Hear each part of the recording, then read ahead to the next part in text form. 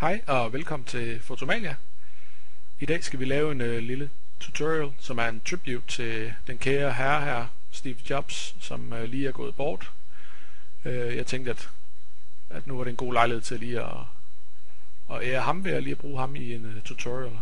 Så jeg har fundet et billede herinde på Wikipedia af Steve Jobs, hvor han står og præsenterer den fine iPhone 4. Og det jeg godt kunne tænke mig at lave, det er, at jeg vil lave hans ansigt til sådan nogle ord og bogstaver, der ligesom folder sig omkring hans ansigt. Det lyder måske lidt mærkeligt, men lad os prøve at gå i gang med det, så ser vi, hvad for en effekt vi kan få ud af det. Hvis vi lige hopper over i browseren her, så kan I se, at jeg er bare gået ind på Wikipedia og fundet Steve Jobs, så vi skal bruge det her tekst herinde. Jeg tænkte, det kunne være mest oplagt. Nå, der er nogle ting, vi lige skal have gjort først. Vi trykker lige Ctrl J, så vi får en kopi af vores baggrundslag. Så går vi op og laver et black and white adjustment lag. Og vi holder alt nede, og så klipper vi det. Så det kun påvirker det lag hernede. Så stiller vi os lige hernede på kopien igen. Så går vi op og siger filter, blur og vælger Gaussian blur. Og her kan man så styre, hvor meget det skal sløres, og det er bare med at vælge, alt efter opløsningen i ens billede nu lige er et sted, hvor det kommer til at ligne sådan et 3D bump map. Jeg ved ikke, hvordan man nærmest skal forklare det, men det skal ikke stå helt skarpt. Og vi klikker OK til det her. Man kunne selvfølgelig, hvis man lige var rigtig smart, have lavet det til et smart object, inden jeg bladrede det, så jeg ligesom kunne justere det. Nå, skidt med det. Så går vi herop og siger File, Save As, og så vælger vi bare ud på skrivebordet og kalder det for disp. Og det kan hedde hvad som helst. De kan også kalde det for Steve eller Hat. Det er fuldstændig lige meget. Og hernede der slår I lag fra, og det skal bare være som en kopi. Og så gemmer vi det. Sådan. Så kan vi egentlig slette det her lag igen. Det skal vi ikke bruge til noget. Så skal vi have fat i vores tekst her. Og jeg har hævet det over i Photoshop. Og det kan I selvfølgelig også bare gøre. Det man gør her, det er, at man går bare over og tager en kopi af det tekst, man vil bruge. Kopierer det. Går over i Photoshop. Tager sit tekstværktøj, klikker på T. Laver en tekstboks, og så paster man det ind her.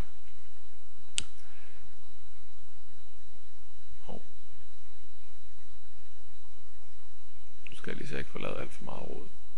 Sådan der. Over på alt vores tekst. Så tager vi vores Move tool her. Så kan vi trække det op på vores billede her. Hvis vi holder Shift nede og slipper, jamen, så bliver det placeret her midt i billedet. Og så kan vi trække det op, så det ligesom passer på hans ansigt her. Og jeg har leget lidt med det. Jeg tror, at det, der passer bedst i størrelse, det er, hvis man faktisk laver en meget, meget lille tekst. Så hvis jeg nu sætter det her godt ned i fontstørrelse, og så lige sletter alle de her linjeskift. Og her, hvis man var tålmodig, kunne man bare gå ind og skrive en masse sjove ord, man synes, der passede. iPad, iPod, og så videre, og så videre.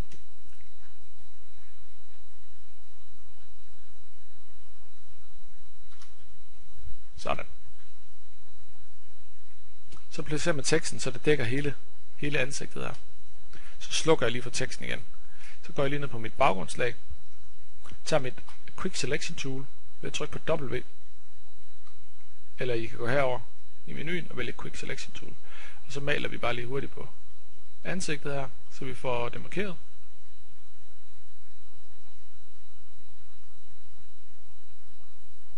Yes, sådan. Ctrl J. Så vi lige har det på et lag for sig. Så holder jeg Ctrl nede, mens jeg klikker på et nyt lag. Så kan jeg gå op og sige Edit, Fill, og så vil jeg vælge, at det skal fyldes med sort. Sådan. Så tager vi lige hovedet her og flytter op over vores tekstlag.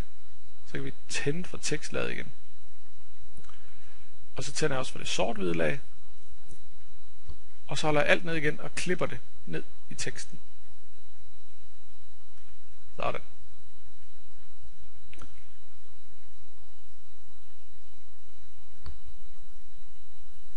Så det jeg har nu, det er egentlig hans ansigt, der bliver gjort sort-hvid af det her adjustment lag. Og så klipper jeg det ned, så det kun bliver vist igennem teksten. Det giver egentlig en ret sjov effekt i sig selv. Nå, det er i gang, det vi skal. Vi holder lige kontrol nede og klikker på ansigtet her, så vi får en myresti, og så går vi ned på vores tekst, og så laver vi en maske på det, så det kun er i selve masken af teksten bliver vist. Så højre klikker jeg lige her på og vælger Convert to Smart Object. Sådan. Så går jeg herop nu og siger Filter, Distort og Displace. Og så får vi den her lille dialogboks frem, som jeg aldrig helt har forstået. De her tal, de betyder, hvor meget man ligesom vil strække det her tekst ud over ens displacement map, altså det sort-hvide billede, vi gemte til at starte med. Og ved at lave det til et smart object lavet her, så gør det egentlig, at vi kan komme tilbage og ændre de her tal, for det er tit, at man bare skal prøve sig frem. Og så hernede laver vi den stretch to fit og wrap around og klikker OK til det. Og så skal vi herud og vælge vores disp. Så trykker vi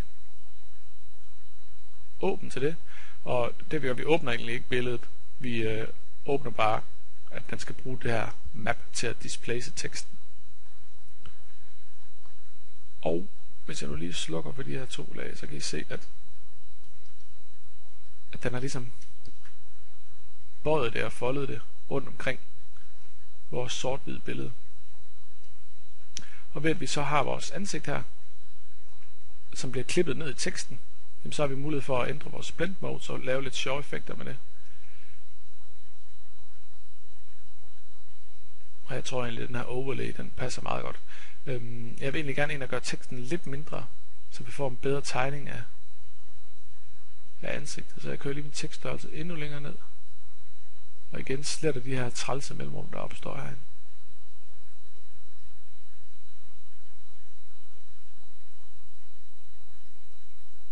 Så trykker jeg lige Ctrl A, så jeg lige kopierer al teksten.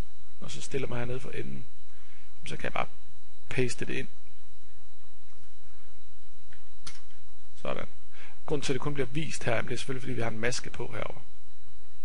Så trykker jeg lige Ctrl W, sletter, eller lukker mit Smart Object, kommer tilbage til billedet, hvor den så opdaterer mit displacement map. Og det giver en ret sjov effekt her. Der er så en ting, jeg savner lidt.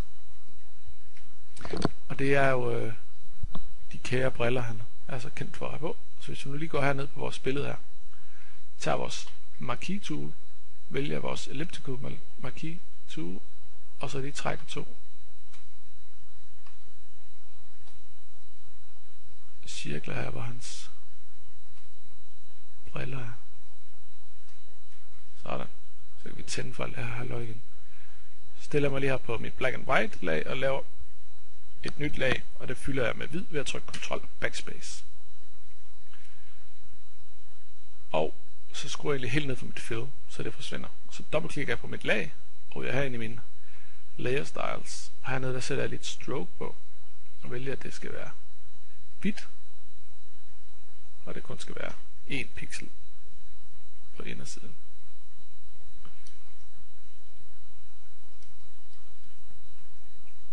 Og jeg skruer måske lige lidt ned for min opacity. Tager vi lige tænder for noget bevel and emboss. Vi kan lege lidt med en effekt her.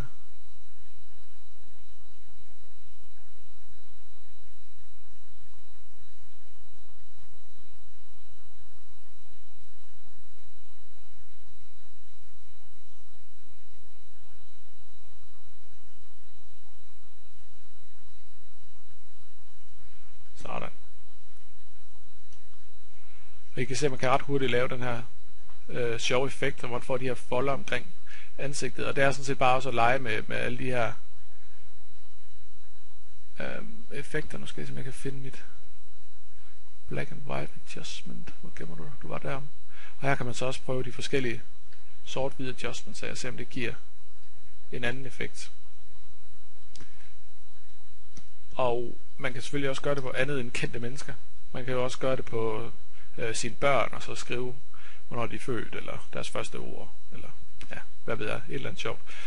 En anden ting man kan gøre, det kan jeg lige vise jer, det er, man kan gå over på en hjemmeside her, der hedder Wordle.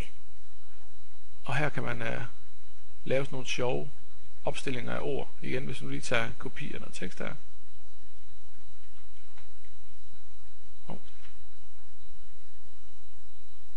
Sætter det ind. Så kan man sige go til det her. Og så laver den sådan en opstilling af de her ord. Og her kan man gå ind i sit layout og sige, at det skal være jamen, straighter edges for eksempel. Og man kan vælge, at det skal være sort-hvid eller hvid-sort. Same. Og hvad for en font det skal være, den her Coolvatica, den er faktisk meget cool. Og her kan man så sige print.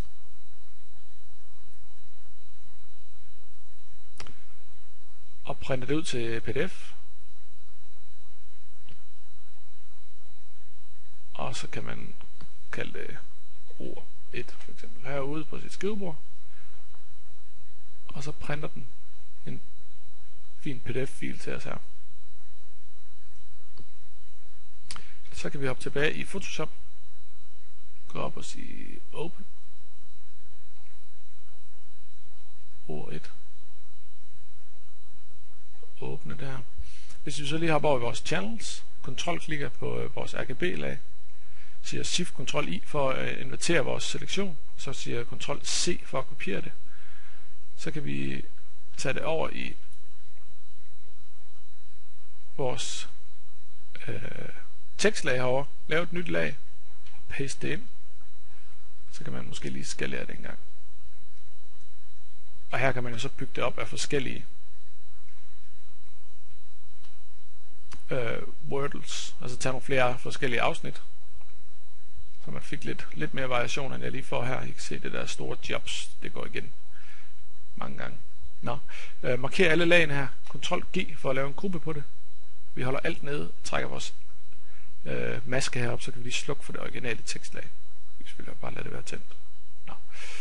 Og det smarte ved det her, det er et smart object, det er, når vi lukker det, siger ja til at gemme og hoppe over, så er den egentlig opdateret det over i vores Photoshop-fil. Og nu skal jeg lige se. Nu har jeg så lavet lidt for meget med min. Men I kan se, så kan man hurtigt lave en anden sjov opsætning af ord. Og igen, gå ind og lave lidt variationer over i Wordle, så slipper I for, at der står jobs med stort de samme steder osv. Og igen, lave teksten mindre, det giver en bedre tegning i ens displacement map. Ja, sikkert en omgang. Jeg håber I lærte lidt, og så ses vi i en anden tutorial. Hej!